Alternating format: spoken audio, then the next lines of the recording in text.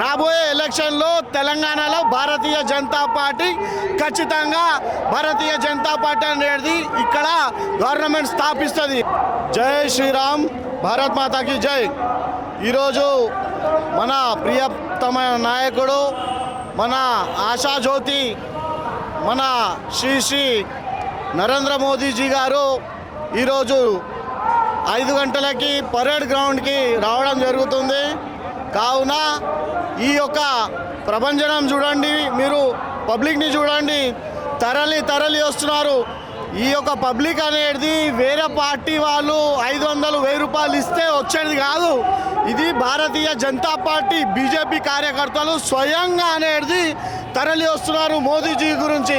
మోదీజీ అంటే ఈ దేశానికే ఒక మూల పురుషుడు కాబట్టి మోదీజీ గురించి అనేది తరలి వస్తున్నారు. అక్కడ చూడండి మీరు.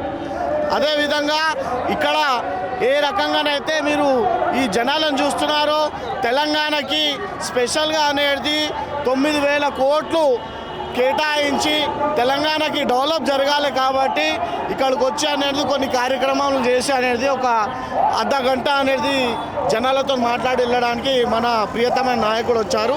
కాసేపట్లో అనేది మోదీజీ గారు ఇక్కడికి రావడం జరుగుతుంది.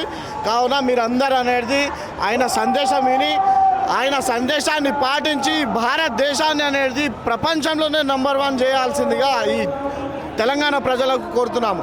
రాబోయే ఎలక్షన్లో తెలంగాణలో భారతీయ జనతా పార్టీ ఖచ్చితంగా భారతీయ జనతా పార్టీ అనేది ఇక్కడ గవర్నమెంట్ స్థాపిస్తుంది. ఏ రకంగానైతే మొన్న మమతా దీదీని ఇంటికి పంపించడం జరిగిందో, ఏ రకంగానైతే బంగ్లాదేశీలు ఆ దేశాన్ని వదిలి అనేది బంగ్లాదేశ్కి వెళ్ళిపోతున్నారో, అదేవిధంగా తెలంగాణలో నుంచి కూడా, హైదరాబాద్ నుంచి కూడా అదేవిధంగా పాకిస్తానీలు కానీ, రోహింగ్యాలు కానీ అలాంటి వాళ్ళు ఇప్పటికే అనేది చాలా భయంతో ఉన్నారు.